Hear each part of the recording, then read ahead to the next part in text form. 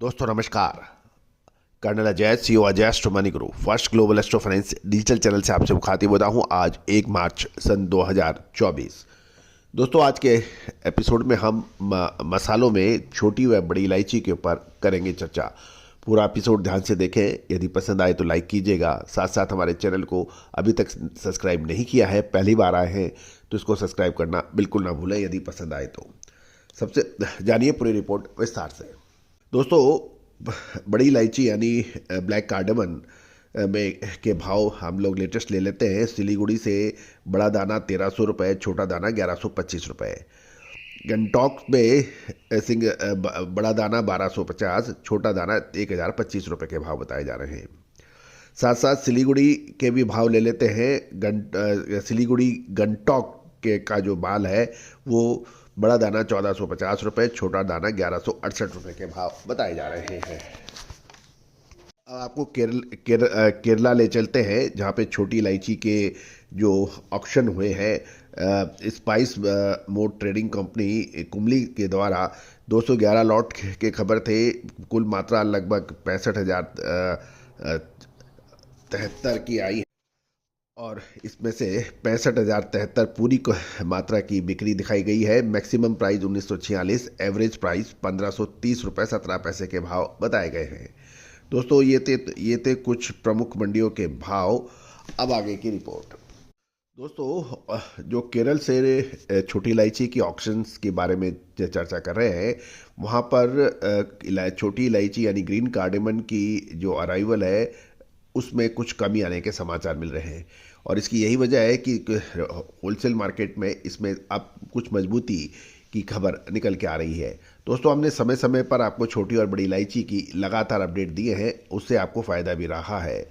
गौरतलब है कि उत्पादक यानी प्रोड्यूसर लगातार छोटी इलायची की फसल की बिक्री करने में लगे हुए हैं, क्योंकि ऊंचे स्तर पर की तुलना में आवक में थोड़ी कमी आने लगी है। यही वजह है कि साउथ इंडियन ग्रीन कार्डेमन कंपनी की लिमिटेड की नीलामियों में छोटी इलायची की आवक के जो बढ़ी थी और उसके वजह से कुछ आवक की अराइवल ऊंची होने की वजह से लिवाली बढ़ने से कुछ कीमतों में मंदी भी आई थी और लेकिन अब धीरे धीरे आवक में कमी आ रही है। गौरतलब है कि यदि मोटे तौर पर देखें तो लगभग 1500 रुपये प्रति किलोग्राम के भाव एवरेज के रूप में दिखाई दे रहे हैं। इससे यदि हम पिछले कुछ दिनों की देखें तो 20 फरवरी को जो नीलामी हुई थी उस समय उसके भाव 1477 रुपये थे, जो अब बढ़कर 1500 रुपये के आसपास हो गए हैं।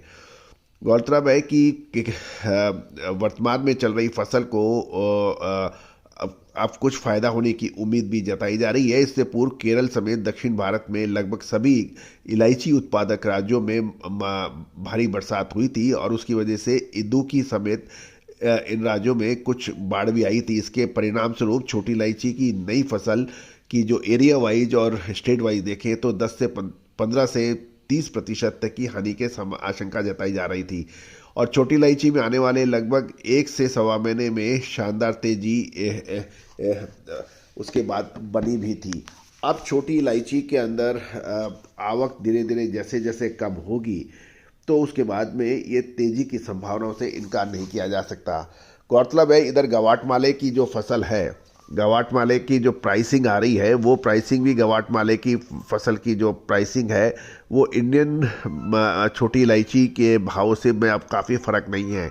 गौरतलब है कि गवाटमाले की जो इलायची है उसके मुकाबले भारतीय इलायची की किस्म और क्वालिटी बेटर बताई जाती है, तो इससे इलायची के एक्सपोर्ट और डिमांड के अंदर फ़र्क आ सकता है। तो दोस्तों आने वाले समय के अंदर छोटी इलायची के अंदर अब मजबूती की संभावनाओं से इनकार नहीं किया जा सकता। दोस्तों एक और विशेष बात, बड़ी इलायची के अंदर और छोटी इलायची के अंदर मार्च अप्रैल का महीना निर्णायक साबित हो सकता है। क्या ऊपरी स्तरों पर कुछ माल बेचना चाहिए या फिर इसमें और अभी रुकना चाहिए?